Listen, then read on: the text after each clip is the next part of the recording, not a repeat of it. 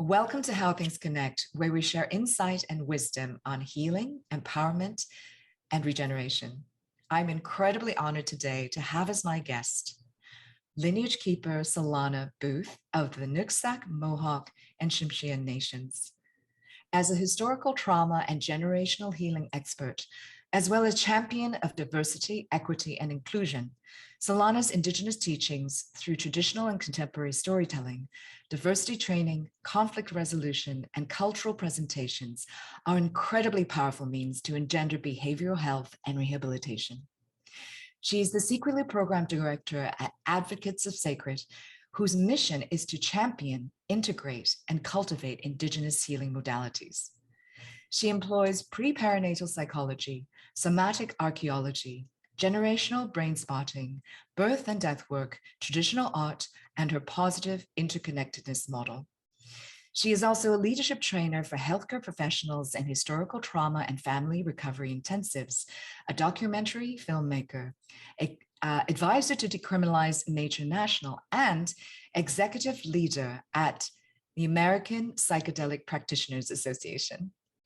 As a traditional medicine keeper, Solana is in the process of opening the Recover Me in Wellness Center with a focus on mother's breath, otherwise known as plant medicine, first foods, breastfeeding, canoe, and storytelling. Solana Booth is truly an advocate of the sacred. Welcome, Solana. How are you? I'm fantastic, Stephanie. Thank you for having me. I loved your introduction. Thank you. I'm just so delighted to have you on the show and so honored. And I would love to invite you to introduce yourself and share with us your lineage and also your Indigenous names. Of course. Thank you. Now, Qualis Cloak Alciam, Aisquatachi CISCM, Solana Ishtanewaji, Chlechlim Blue, Nooksak, Mohawk and Ts'msyan, Dawawanuth, Beatrice Anderson, Chief Sam George, Chief Joe Ortiz, White Owl House of the Wolf, William Booth, Violet Atkinson, Raven Ganhada Clan, Dawawanuth, Timakochi Chante, Tanakuz Nalak Suwaida, Bani Limina Utsu, Awamiam, Dimgan Walt. So my three Indian names are Solana, Ishtanewaji, and Lechlem Blue. There's different meanings per name, and we can go over that sometime if you'd like. And I was just simply saying that from the heart of the prairie to the heart of the ocean, the universe sings to my soul. And because of God, it will be done, so be it. Being a mother of 5 and grandmother of 2 granddaughters who are future granddaughters in training, it is in radical humility and prayers to be with you, Stephanie. And as executive director and principal consultant of Advocates of Sacred, I want to share some Ayak Adak, some ancestral tellings and truth. Also leading ceremony and being able to facilitate prayer and recovery for folks in today's world is truly an honor. And the work that you're doing, Stephanie, is very seen and noticed. So I want to raise my hands to you this morning. And my objective on this call today is to advocate for a relationship back to mother's breath, advocate for the children who are our greatest natural resources, for inclusivity and love, and reminding us of our birthrights to heal and our birthrights to reconcile these relationships to ourselves and Mother Earth. And I just leave it at that.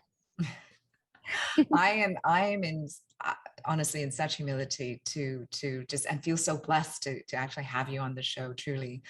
And you know, we were talking earlier how you were just at an event just now, and how there seems to be a lot more people during this time, especially where there's been a lot of loss, a lot of pain, a lot of isolation, and people are really seeking Indigenous wisdom and earth-based, you know, wisdom from land stewards, not just in this country, but also across the world. And it's a wonderful thing to see happen. Is that what you see as well? It is exactly what I'm seeing. I'm also seeing and sensing and feeling a lot of folks are not at a level to ask what needs to be asked. It's almost like there's a barrier, there's a veil to insight into being able to ask. So being a facilitator of historical trauma recovery and mother's breath or plant medicine, I feel like it's our role, because there's more than me out here in the world who can sense these things. And I feel like it's a call to action, and it's opportunity for us to be really direct with folks in in giving them language and providing some reframing as to what we need to be asking for. Absolutely. And before we go more in depth into that, I would love to ask you to share your journey as to, I mean, I know you shared you have 9 children, right? And 2 grandchildren.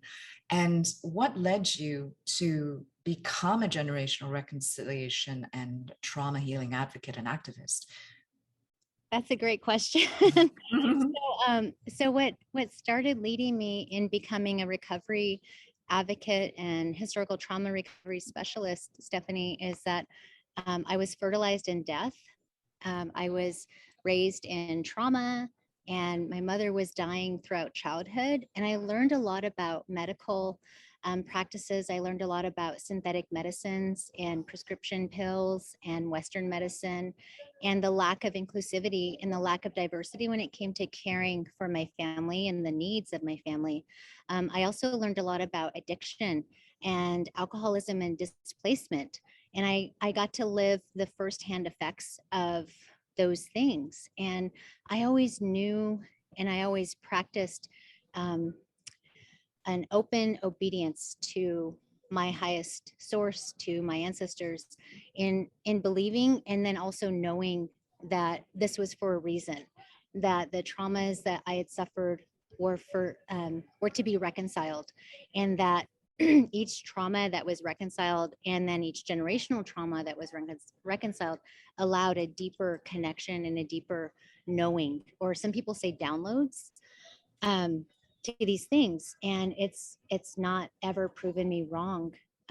So when I first had my oldest daughter, who's 23 now, I knew that she was not only physiologically changing me and my person, but emotionally and spiritually, she was changing everything.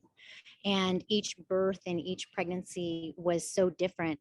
The last pregnancy that I had with my son, Ohitika, that's what really got me into deeper generational trauma recovery and reconciliations. And then it also got me into birth work and wanting to not just catch babies, but help Native people become birth workers as well. And not just so that we can preserve and protect our ways, our Indigenous births, but so we can promote a positive attachment and positive first relationship. Each of us have a belly button, which is our second trauma. So our first trauma is being born. Our second trauma is having that umbilical cord being cut. So being a traditional storyteller allowed me to not just interpret my birth stories and my pregnant stories, but allowed me to reinterpret all Indigenous peoples' birth recovery stories and post-colonial distress stories as well. So it was a lot of life experience and being sown in death that held my feet to the fire for sustainable recovery, not just for me and my family, but for the human family and for Mother Earth. And it's not let me down so far. There's a ton of trials and tribulations that come, and I do take a lot of punches emotionally. I take a lot of punches spiritually, and every time I do, I get an opportunity to dig deeper and to stay standing even stronger in my spot, to protect the spot that I hold as leader of my family and community and the goals that I have for the human family. Beautiful, beautifully said. You talk a lot about family lineage, and I would love to give our audience a context for this, because I feel that especially, in the more Western traditions, non-Indigenous traditions, there's a bit of a disconnect. They're like, well, what do you mean? Like, oh, we're ancestor worship, or, oh, are you talking about, something along those lines? And there's a misunderstanding of why it is actually important to understand where we come from. And and how keeping those traditions or those stories alive are incredibly powerful for our own healing and the healing we can actually give to others and share with others. And could you help sort of contextualize that for people? Because I feel like there's a immense disassociation, so to speak.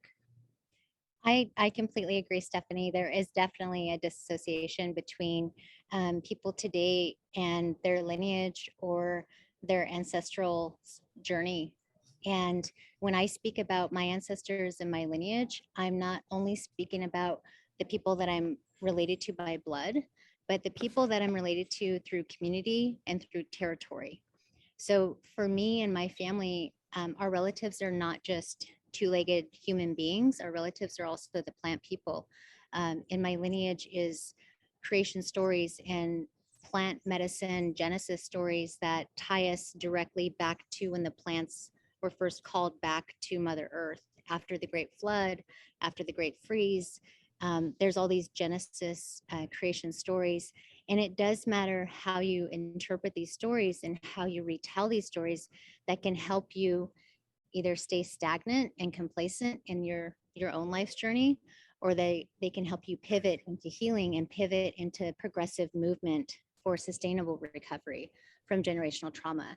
The thing about trauma and our families is that no one's exempt, and that trauma sees no color, and trauma sees no bias or age, or there's no differentiation with trauma. There's only impact. It's Yes. almost this force of of opportunity to either stand and hold your spot, or stand and be still in sadness, or stand and be still in rage. But either way, there's always going to be an opportunity that presents itself to pivot into healing and to pivot into response. And my family stories, my relationships with the plants, with the plant medicines, with the cedar trees, with the Canoe Society, people who have been pulling waters of our ancestral highway. These kind of stories is what motivates me and allows me to share further interpretations into historical trauma recovery. Mm-hmm. Mm-hmm. I think what's so interesting is that um, I think among the various human communities and lineages around the world, there are some that have carried a lot of this more ancient wisdom through the family lines, and some who haven't because they've kind of maybe diverged in different directions and with different values.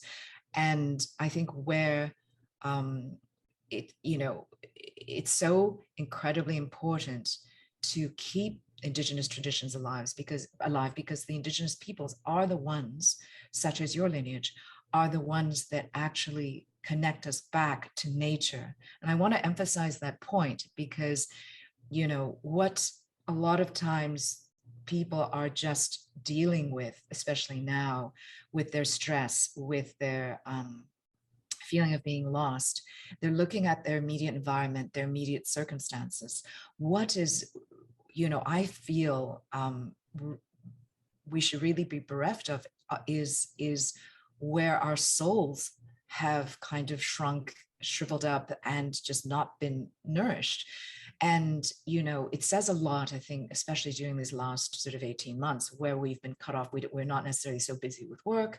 Okay, yes, maybe now we're busier, but that time that has forced us to actually confront ourselves and who we are and quiet down has been a great opportunity to see where those gaping holes are, so to speak. And in fact, what, that again, back to the foundations or the roots of addiction and depression and a lot of these ailments that modern society has to deal with.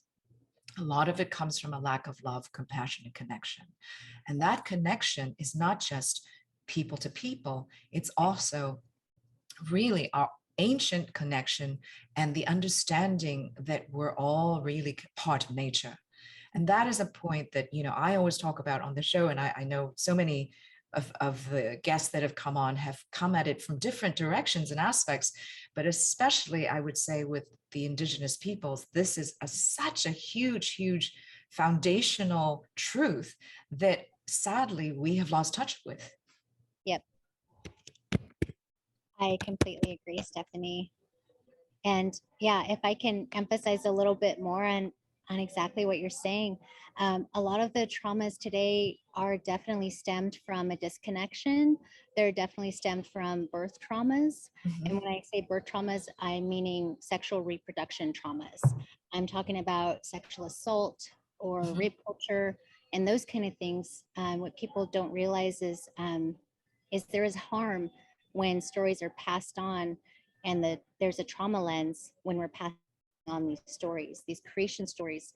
To me, stories are of the utmost importance. Stories are like a first healing modality when it comes to minimizing our blood pressure and being able to breathe adequately. When we breathe, we're moving the water in our body, and we're mostly water, just like Mother Earth. The only element that can manipulate water is air. That's the only element. So fire cannot manipulate water and earth cannot manipulate water. Water is so damaging. And that's one of the things that people don't realize is that the water part of us is our emotional self. And so it's our breath that can Absolutely. do a lot of work for healing. And it's our breath that can, when we share a sacred breath or when we're hearing other people's sacred breath, it matters what's being said. It matters what we speak to. So having different medicines and being able to sense what people are feeling and sensing where the roots of people's harms is coming from, it usually stems from some kind of birth trauma. It usually stems from some kind of sexual assault, whether it was directly or indirectly. And again, it does matter how we interpret our creation stories. There's a story that the Lakota people share, and it's about white buffalo calf woman. And the story has been passed on with a trauma lens. And so there's the part of the story where it's two men, allows the fact that it's been passed on like that, it's allowing no accountability and it's allowing no responsibility. And it's not all inclusive of reconciliation and recovery and providing service. So the fact that there's a scapegoat, the fact that, oh, it's the other person, not me. So again, it does matter how we hear stories and it does matter how we share stories when it comes to human accountability and human relationships and connectedness. Something else that you're mentioning is people in their disconnect and people not understanding their relationship with Mother Earth. So you're absolutely right. I firmly believe that Indigenous people are the original sentinels of Mother Earth. Like a lot of our creation stories go back to being made of stars.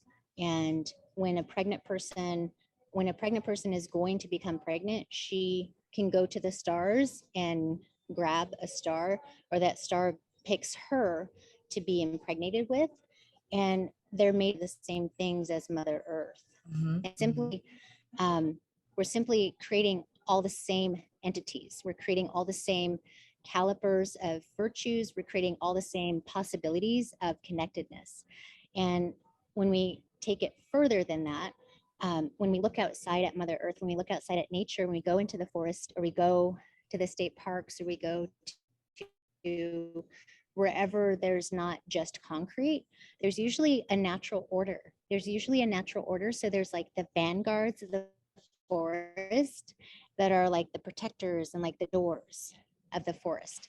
And then after fires, there's usually mushrooms that come, or there's waste of the forest that gets turned into mushrooms. And so all these examples outside on Mother Earth are inside of us as well. Like that's what we get to model after. That's for my evidence of my work.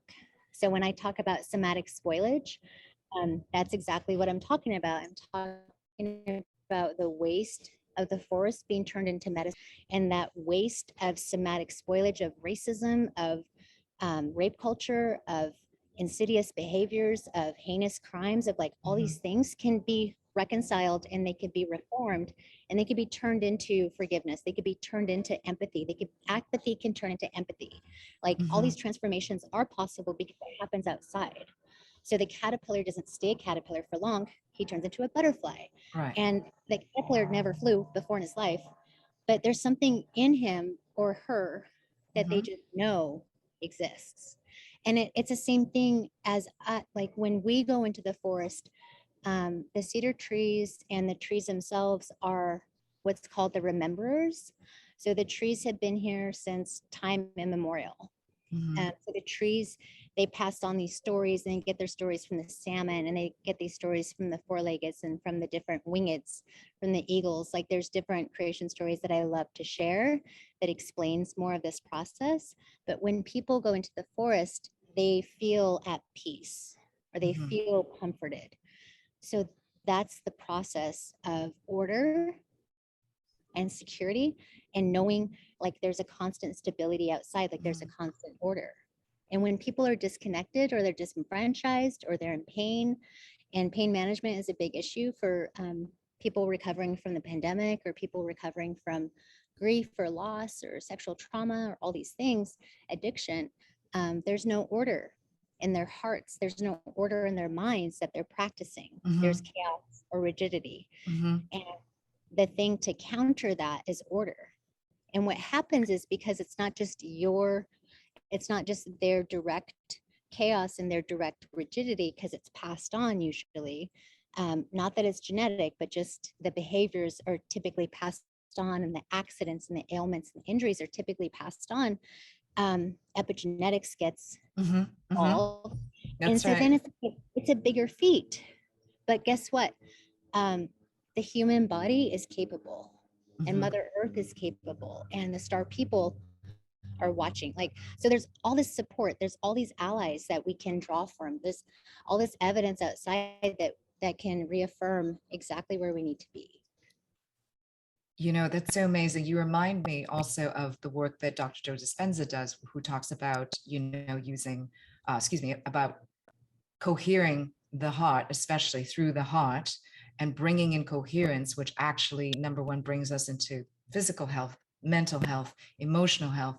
And I love what you said about forests, nature, Mother Earth is order. When we are within her, when we are really immersed in her, it helps us reconnect to our health. And that's so true in all aspects.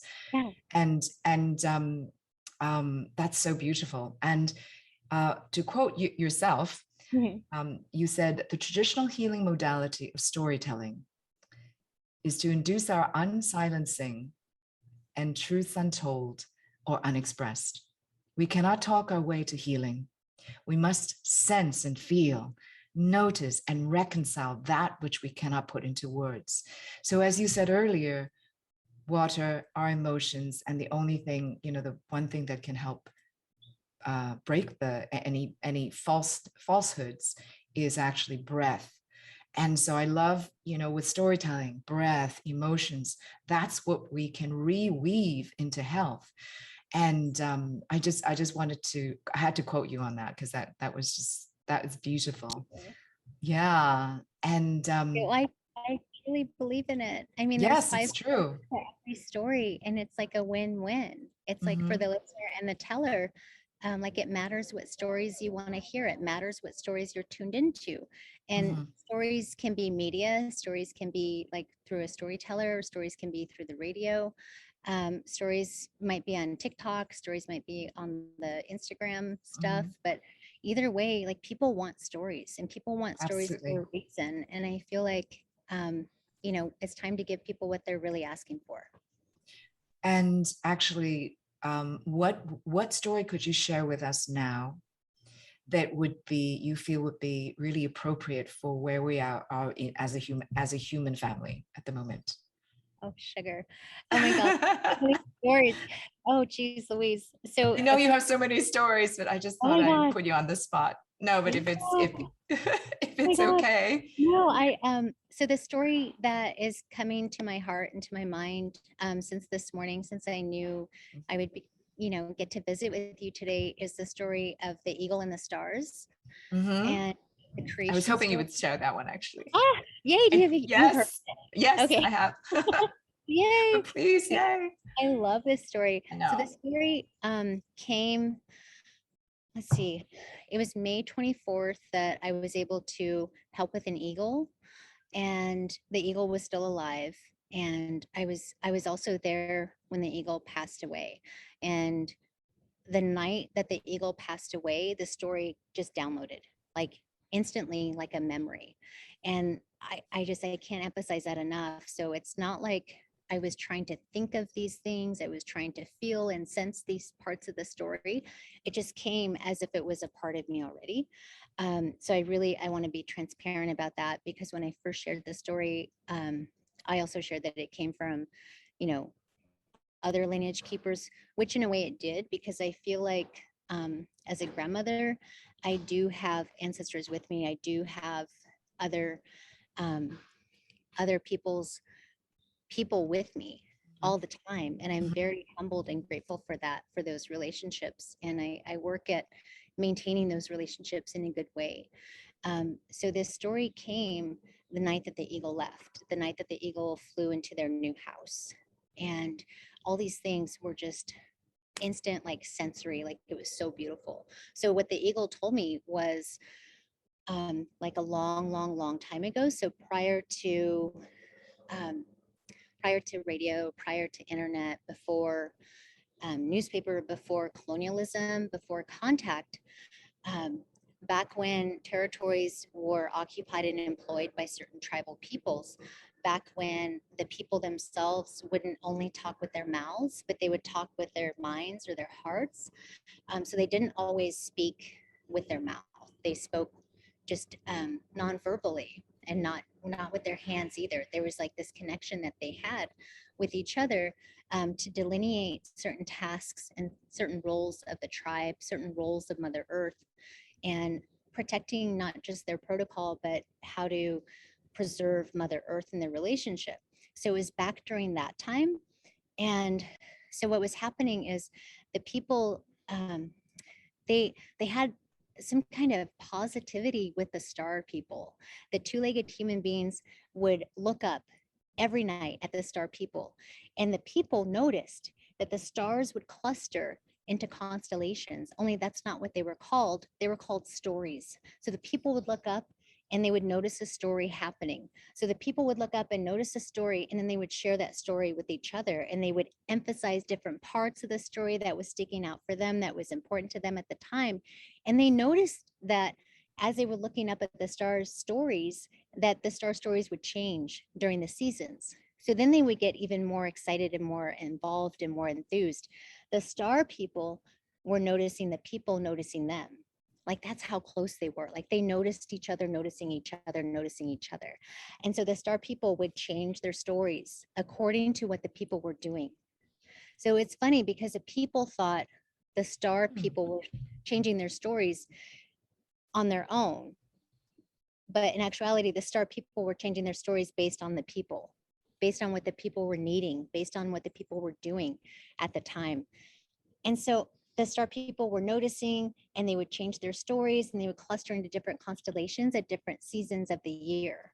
And eventually, the human beings, the people, one day, like their technology was just as evolved as ours.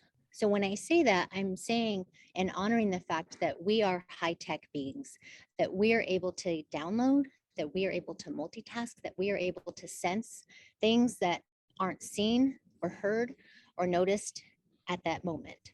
So these people, they were that way.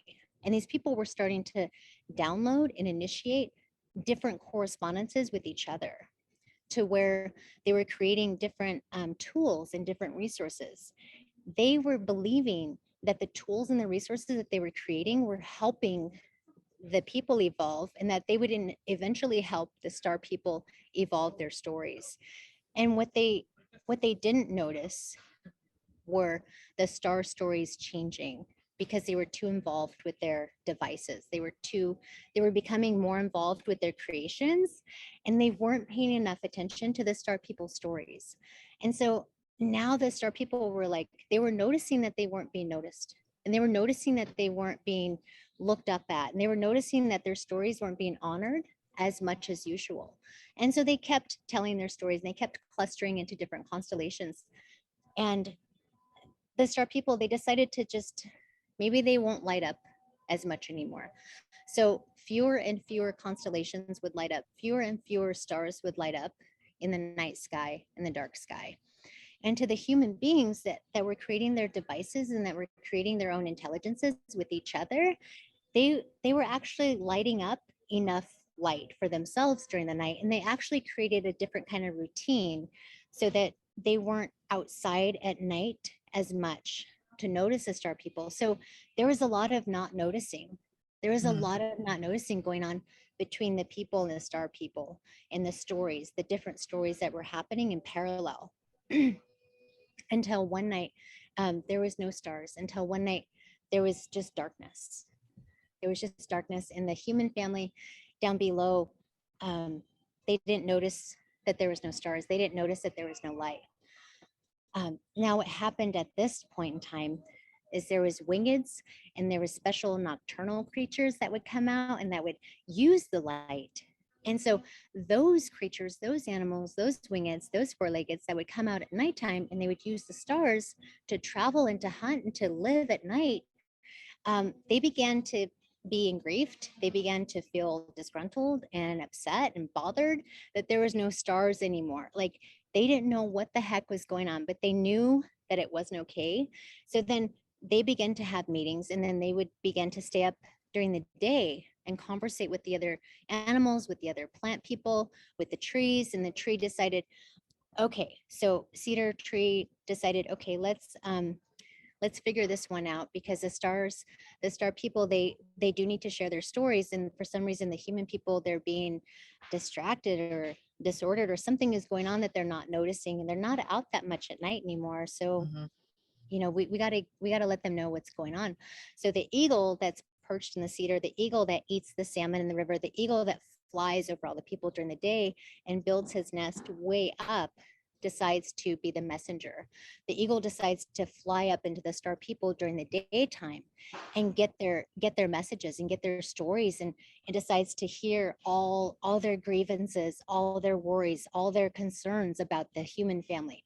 So the eagle soars way up high into the sky to gather those stories for the people, and the eagle comes right back down and begins to whistle at the people and get their attention to look up. And the people look up at the eagle during the day, and what was happening is they would forget by night. They would forget to notice at nighttime, like, what was eagle saying. So then eagle and cedars and plant people and mushrooms and all these beautiful four-leggeds, everyone decided that this is way too important to not think about, to not worry about. We all need to tell the human family this message. So let's everybody, like the salmon people, because the people are going to eat the salmon, the river people, because the people are bathing, the plant people, because people are foraging, the berry people, because people are eating berries, the four-leggeds, the deer, the elk, all the bear, like the root medicines, the cedar trees, the eagles, all these things, we all need to share with the human family what this message is. So little by little, the human family would begin to eat the salmon, eat the berries, eat the deer, eat the elk, forage for the roots. And pretty soon they did start to look up at night. Pretty soon they did start to notice the star stories again. Pretty soon they did feel an overwhelming reconciliation with the star people. And they remembered once again, like, why it was so important to look up again, why it was so important to connect with what they're supposed to be doing, what the star people were wanting to share with them. And I'm just going to stop it right there because it's such a long story. And I know I told it a little bit differently, but that's the beauty of these stories, is it's just to give a glimpse of reminding us what's most important and how we get our messages. I know it goes on further, and thank you for sort of summarizing and kind of encapsulating it into its essence. It's so appropriate for this time. As I'm listening to you, I'm thinking of, hey, actually, it is working, because there are a lot more people getting this message. You look, even as recently as, and I'm going to take one aspect of that, which is the popularity now of entheogens, entheogenic medicine. And that really started happening, even though it's been with us for thousands of years, in the Western world and in the North, people have been really coming into contact with that more and more, and you see a lot more of this awakening happening, and why we're even having this conversation right and now at this moment.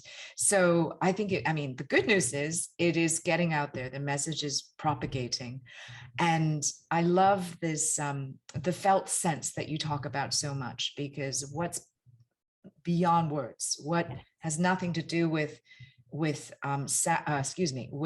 human language, that's based on language and sound, but based on our felt sense of presence in stillness. And I think I would love for us now to talk a little bit about those other aspects of mother's breath, because with these plants, the berry people, the river people, the salmon people, our connection to Mother Earth, for example, is through first foods, is through, and can be through entheogenic or non-entheogenic plant medicines that actually help us heal the trauma, help us actually retell these stories, to reconfigure us, to shake us up in a way so that we become realigned. I would love for you to share your work in that aspect. I love that question, because mother's breath as plant medicine, as entheogenic plants, is one of my favorite topics. Being a plant medicine facilitator or ceremony person, I truly believe in entheogenic plants being able to recalibrate our trauma response and catapult us into a more healing posture of awareness, of movement, of being able to allow our emotions to pour through, almost like a rebirth.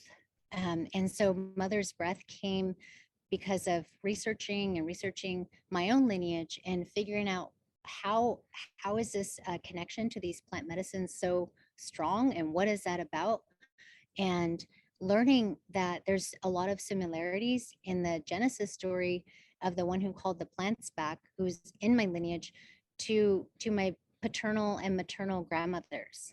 And then again, like being a prenatal practitioner and being able to be around pregnant people and pay attention to the physiological, emotional, spiritual, physical changes that pregnancy can do to people, and also noticing the trust and the trust and the trust and the vulnerability that happens between the pregnant person and the baby, and figuring out at what point did A not connect to B, did B not connect to C, and whatever symbolism needs to happen. So it could be 1, 2, 3, ABC. It can be any consecutive disorder that happens. And the reason that that's so important to me to figure out is having a relationship to psilocybin, 5-MeO-DMT, having a relationship to these entheogenic plants and wanting people to access them. I really needed to figure out a way to not just educate people, but allow people to reestablish their own relationship to these plants. And again, being an original sentinel of Mother Earth and advocating for recovery from historical trauma, it just makes sense to rename and reclaim our plant medicine as mother's breath, because number one, it was our Mother Earth that provides this medicine to us. Again, being an original sentinel, but also it was our birth mother that gave us this life, and it was our birth mother that we have longed for, that attachment or like that positive relationship, or that sacred breath. Like her breath is what regulates the infant's breathing.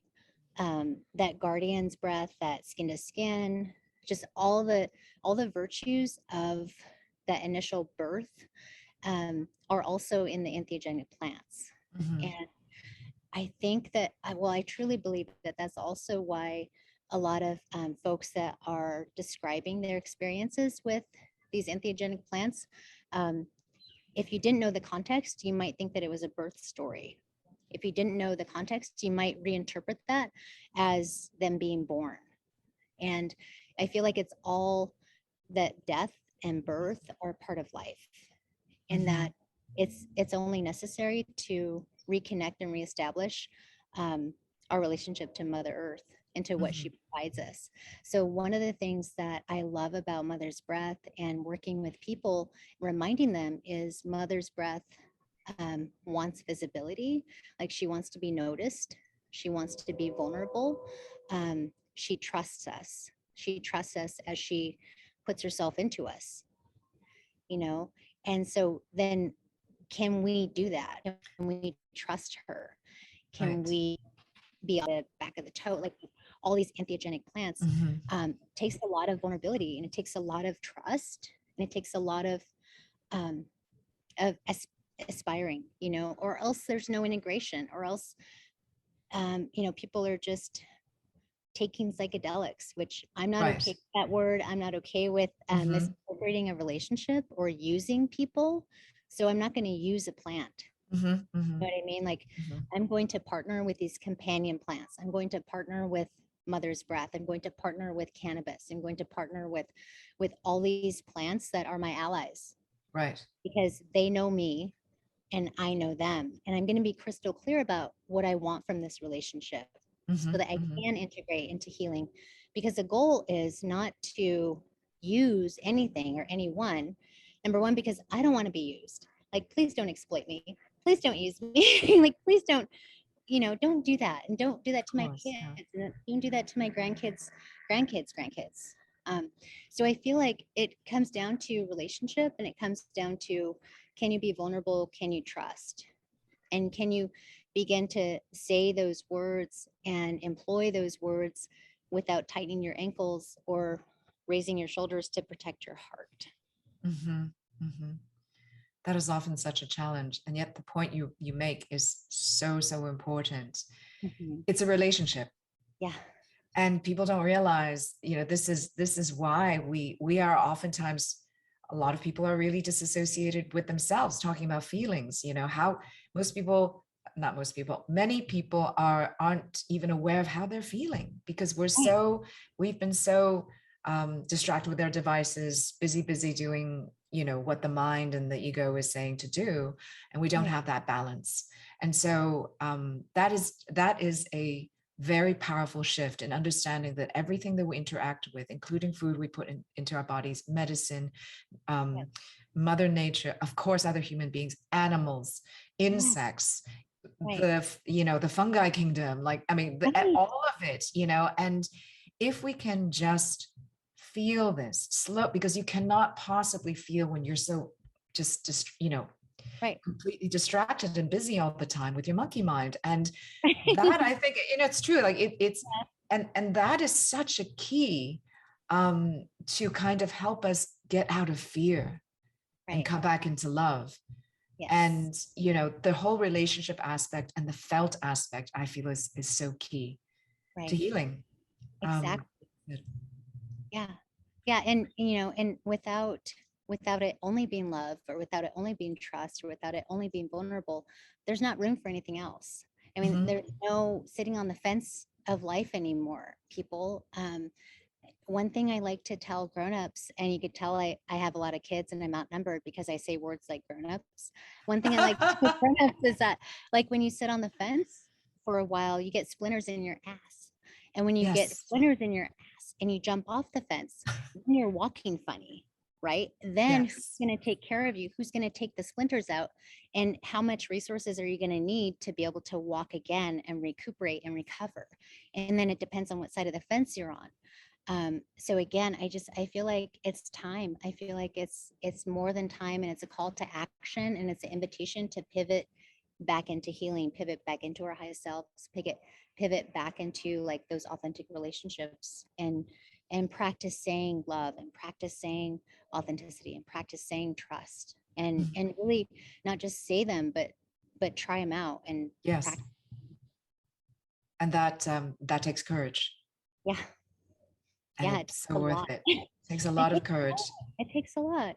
And you know what? Like, it took a lot of courage for someone to carry you in their tummy for 9 or 10 months. And it took a lot of courage for that doctor or your dad or your mom or whoever to cut that umbilical cord. Or it took a lot of courage, you know, for the leaves to change colors on the trees and to let them go. You know, everything, like, courage is everywhere. And like, if you need an ally, You can look outside. Like there's so many allies of courage. There's so many allies of transformation. Absolutely. Absolutely. And to see the world, to see the plant world, to see um, the world of nature as our ally is another key pivoting point of perspective that actually can help solve a lot of our issues right now that we're Right. contending with, including climate issues. And Exactly. I want to go back to something really important when we were talking about the degradation of the feminine, right? We're talking about sexual violence, everything that we've been talking about so far. And this is, I'm just kind of giving it a slightly different context, but it's the same story really, and the same truth, is how the feminine comes into play, how the sacred feminine comes into play. Because what we've been talking about interconnection, understanding the interdependability, the interconnectivity, and the fact that is the truth, in the world that we are a part of, which a lot of the creation myths and a lot of storytelling reminds us of. Nevertheless, this is something that underlies, and it's something that connects. And so, is this an antidote to the separation, the control, the exploitative behavior and narratives of the patriarchy of today? I would say yes. And how do we, I just want to bring that up because we often forget we have this polarity within us. And this is not at all vilifying the masculine or anything like that, because we are both and we need both. This honoring of the feminine in all of us, in whatever gender you identify with, it doesn't matter. And I would love for you to speak a little bit about that, and about how we can heal and how we can connect to that in a conscious way for us to move in the world. Oh my gosh, I love that, Stephanie, especially because earlier when I mentioned that I was able to rescue an eagle in May, I shared that with a few people. And the few people that I shared it with automatically, in their minds and their hearts, went to the prophecy of the eagle and the condor. And the eagle and the condor is a prophecy about the masculine and the feminine, recalibrating their relationship and reconciling their relationship and taking it to the next level. And when that happens, Stephanie, there is that balance, there is that awareness of both in one.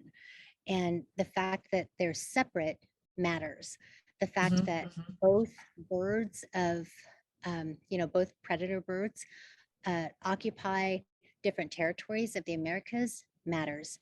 The fact that both are really big, amazing, beautiful, mystic, spiritualistic creatures matters, because that's how big we are. That's how big the divine feminine is. Like the fact that we can create life and sustain it with one vessel, one vehicle matters. The fact that we can't do that without the masculine, without that sperm, without that other part matters.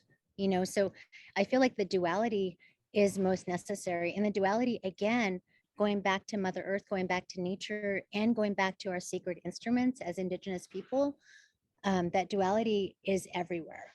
So with the chanupa, there's the bowl and the stem. There's the divine feminine and the masculine.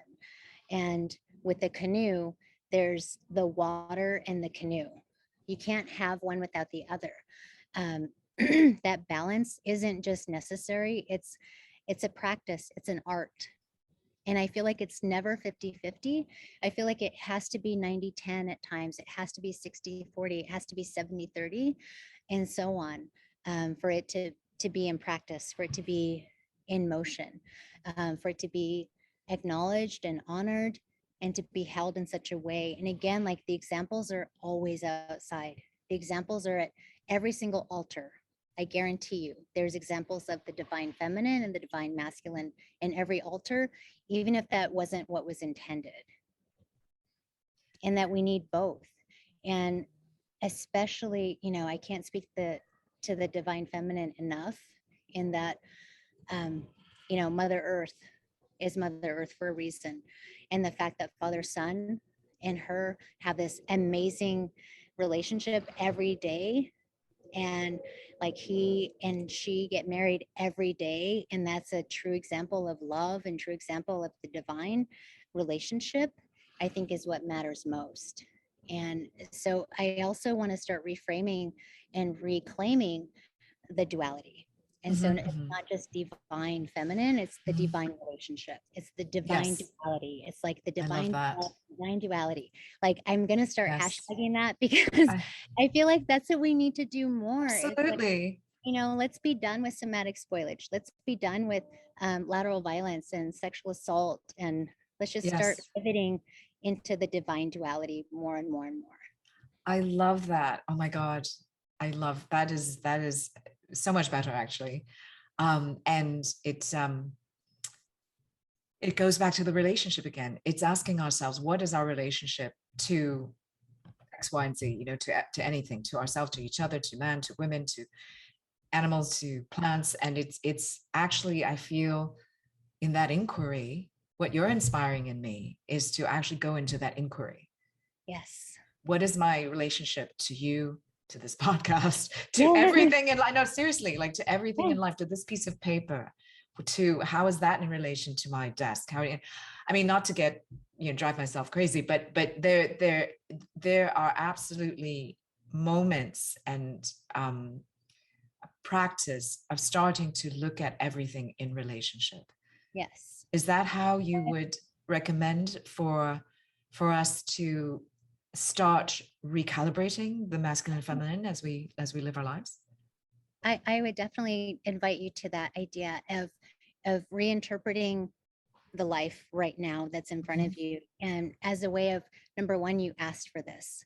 Like, number one, you invited this in, even if it's good or bad, and there's air quotes, because that's when it gets tricky, is when we automatically start judging and labeling it as positive, or negative, or good or bad.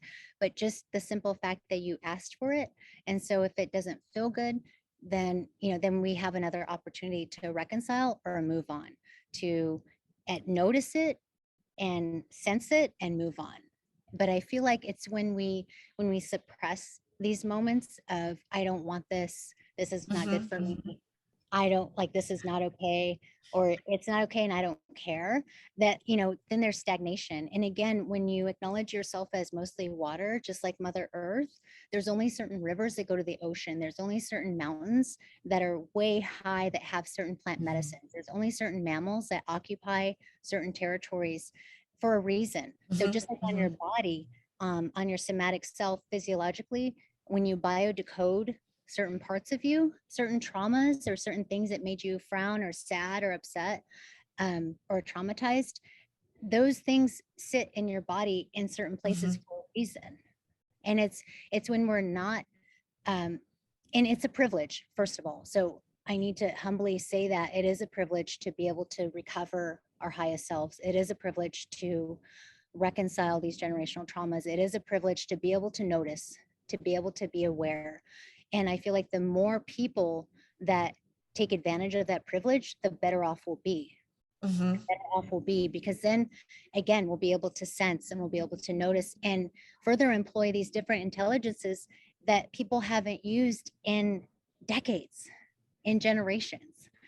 And I know these exist because I get to use them, and I'm not the only one. I have beautiful relatives that are not blood related and blood related that have these different intelligences, that are able to tap into these different senses, and that are able to notice and be aware, and also claim that we asked for this, and claim and reclaim our highest selves, and reclaim that divine duality. And that's such a profound way of empowerment, actually, as well as healing. It is. Yeah. And it's really when we be happier, when we be a happier people, if we can like own something, like assets, like for my grandchildren's grandchildren, I want to pass on some peace. I want to pass on some healing, some things that we've recovered from. And money would be cool. Canoes would be awesome. A recovery center would be even greater. But internally, if I'm passing on a bunch of grief and sexual Mhm. trauma and disturbances and insidious and heinous behaviors, then they're not getting much, Mhm, mhm. and they matter. And case in point, right now we are in some ways a conflict of narratives at the moment in the world. Mhm. In this time where there has been a lot of confusion and such. So absolutely, from the micro to the macro, back to the Yes. micro again. And um, could you share, because I obviously you do so much facilitation work and healing work, and could you share some of the stories of people and how you've actually been able to facilitate healing in them and what you've seen is possible?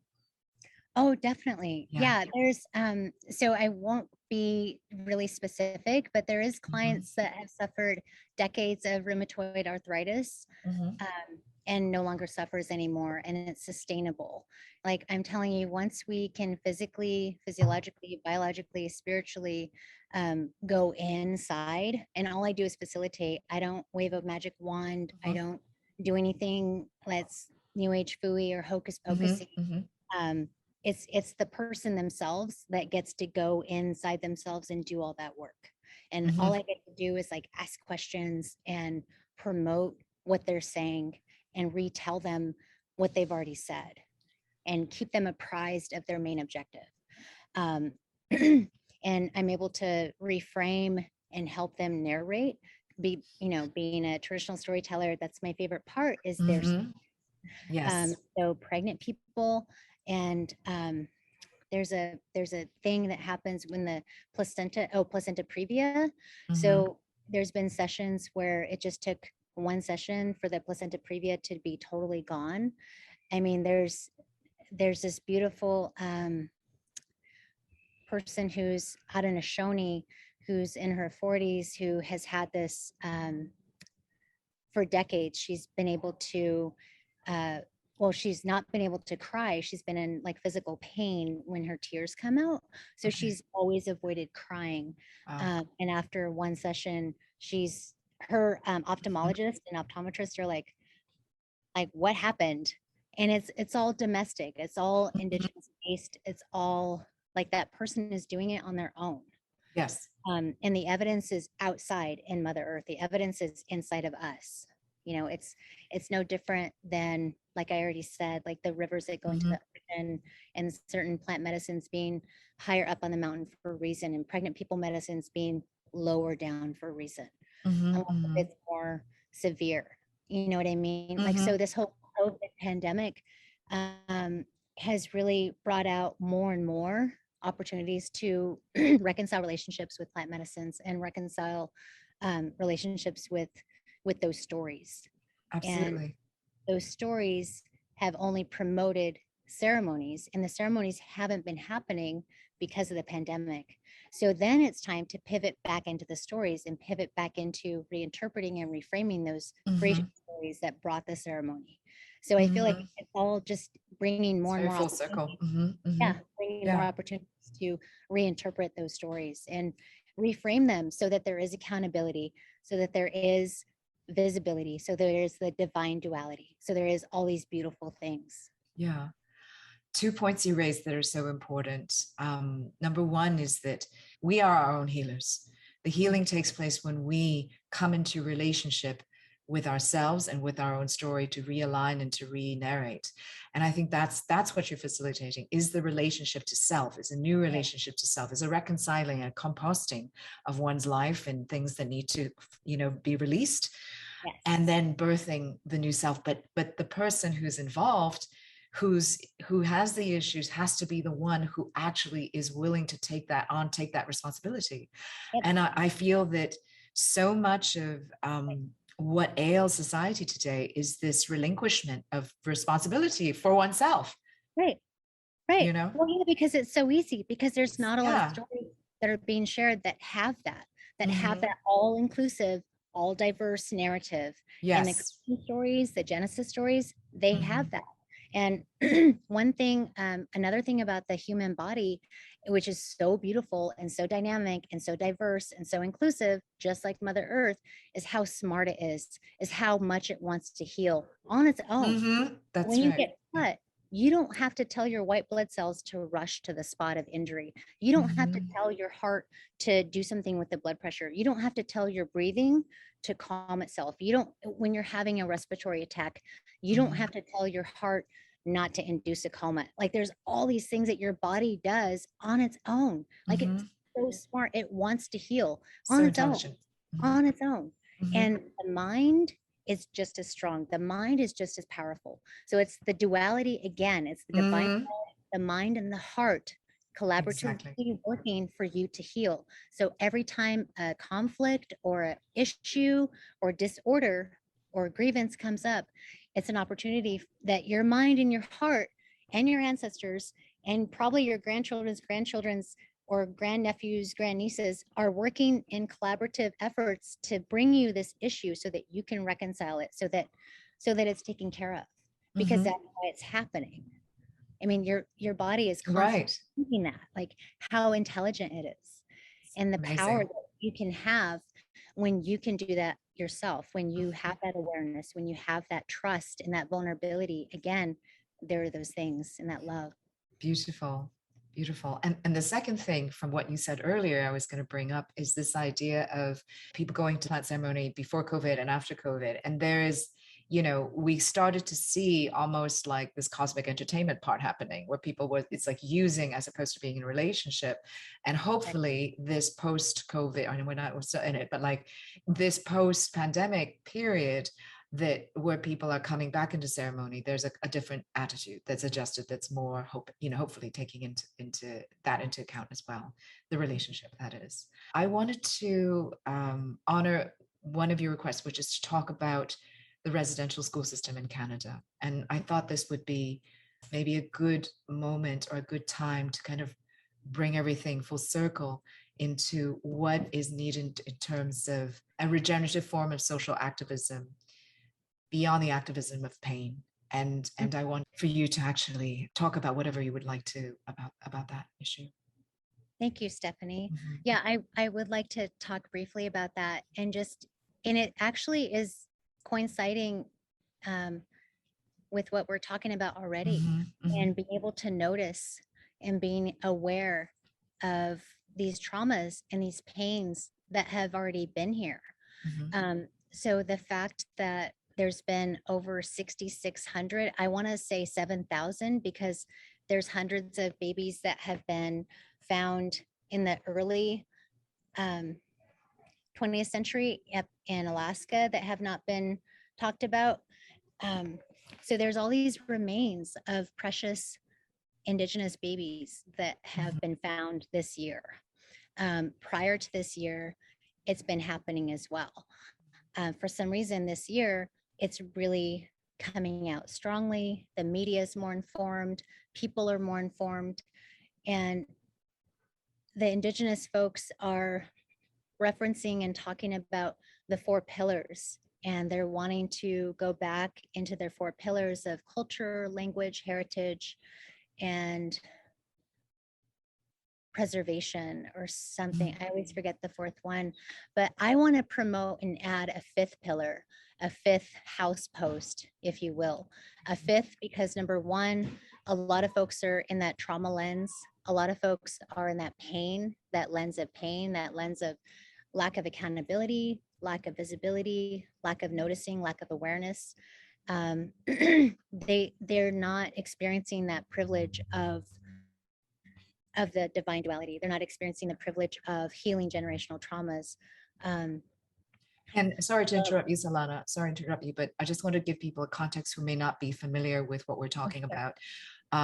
Is that, you know, what we're discussing is, especially recently, although this has been happening through the many years, one of the incidents, for example, is in Kamloops in British Columbia, Canada, where, you know, I think it was the late 1800s, where there's a boarding school, residential school system in Canada that also existed elsewhere, which was about taking Indigenous children and kind of reacculturing them to Christianity, etc. But they were really not, number one, not taken care of. A lot of them starved to death.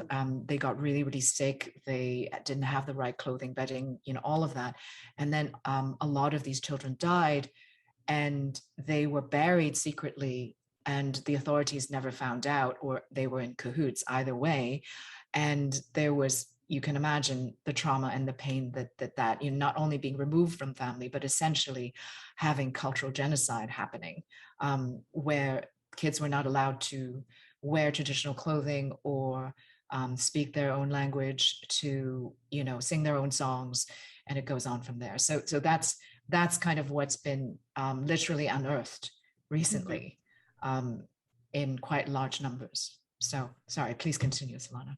Yeah, no, and thank you for that prefacing during this conversation. And it is very sensitive, and what you spoke to just now is very true. And it's also very light. You know what I mean?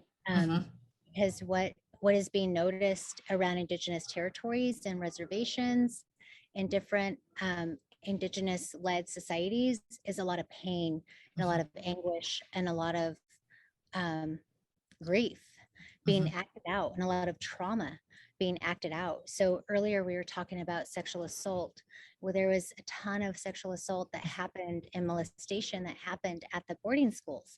And so there goes rape culture, like the beginning. And it's not the ultimate beginning, but it is one of the beginnings of rape culture today. And there also goes a lack of language, of tribes not having their Indigenous language. And language is more than sounds and phonetics. Language is like your spirit and your physical body, like reenacting the ways of the land. So a lot of our languages come from the land.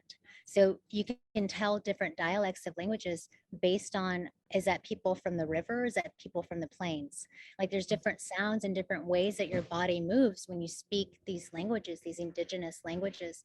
And there also goes the perinatal and prenatal birth outcomes and the traumas around birthing, not just birthing in fear from the generational boarding school era, but knowing that your baby's going to be taken away, and knowing that you won't be able to breastfeed your baby, and all these things.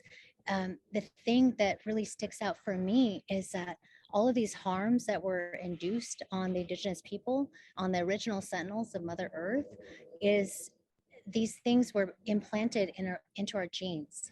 And so we have what's called epigenetics to those traumas, so that when we are faced directly with one of those traumas, it's not just that direct trauma that we get to respond to or we have to respond to. It's all the other compounded traumas that we're flooded with.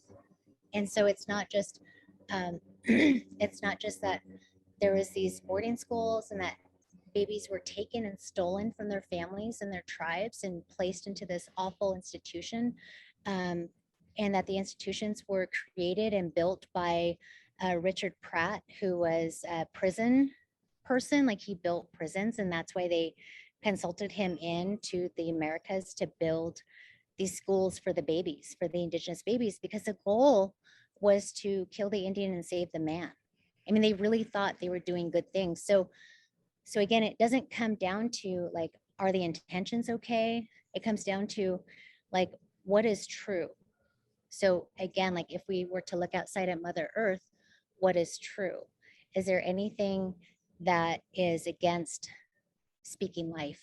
Is there anything that is against being authentic in your natural ways? Like, no, the trees are not wanting to be the grass, and the fruit doesn't fight the flower before it comes, or the flower doesn't fight the fruit before the fruit comes. Like there's all this collaboration again, and evidence of like a natural order. And what happened during the boarding school era was disorder and chaos and rigidity. And the rigidity came from like the Christian, I'm going to just quote, air quote, Christian values, because I know Christians today, and I know nominations of Christian people that are completely against what happened, and people that are not related to anything that was said to have happened based on Christian values. So it's nothing against a religion. It's against humanity that a certain human family thought that this was okay to do. And then it comes back to 2021 when people and grown-ups are saying, it's okay because babies and children are resilient. And it's like, no, no, we're not.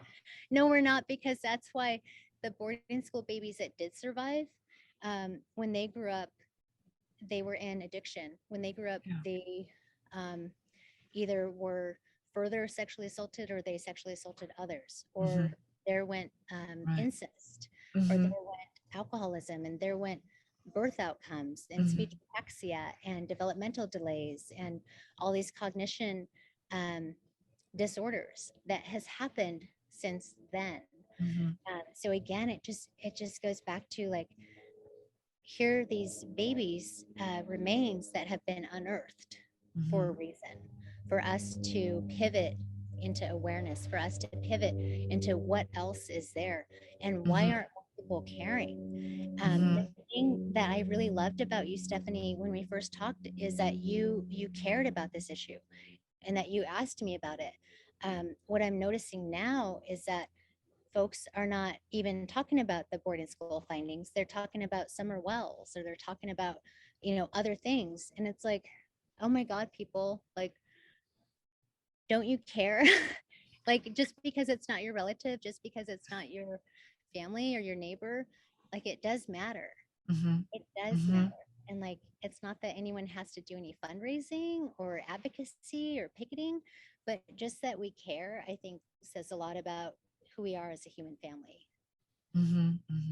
Absolutely. And I think in our previous conversation, we were talking about how so much of what you're doing is an invitation again for people to care. Yes. And, I accept that invitation. I would like to be there, please. I would like to go to that party. And, we invite anybody listening also just to really, really take this into their hearts and just have the awareness. That's all. That's all, and that's a very good beginning. Yes. And we go from there. We take it step by step. And oh my God, Solana, how does one find you? If someone wants to work with you, have you as a speaker, what's the best way to contact you? Good. Thank you, Stephanie. So the best way is LinkedIn, the Instagram. I have an Advocates of Sacred Canoe Family Facebook. I also have a website that's being rebuilt, but I know that there's something up there right now. It's advocateofsacred.com. And we're in the middle of, like you said in the introduction, I've written this program for Native veterans, Indigenous veterans, and gender-based violence, as well as transitioning offenders and everything. All my work is really focusing on historical trauma and recovery, whether it's for pregnant people, school-aged children and families, storytelling. I have a YouTube channel as well. Right now, it's happening in 2021. Just the other night, there's a collective trauma summit that's going on, and that'll be happening live the first week of October.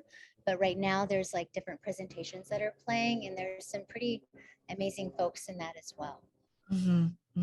Fabulous. And I'll put those links in the show notes as well, so people have that.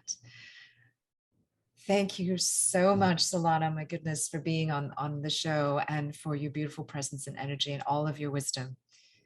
What a gift to all of us. Thank you. My hands go up to you, Stephanie, and everything that you're doing. You're extremely noticed and loved and adored in all that you do. Thank you, Stephanie. Thank you.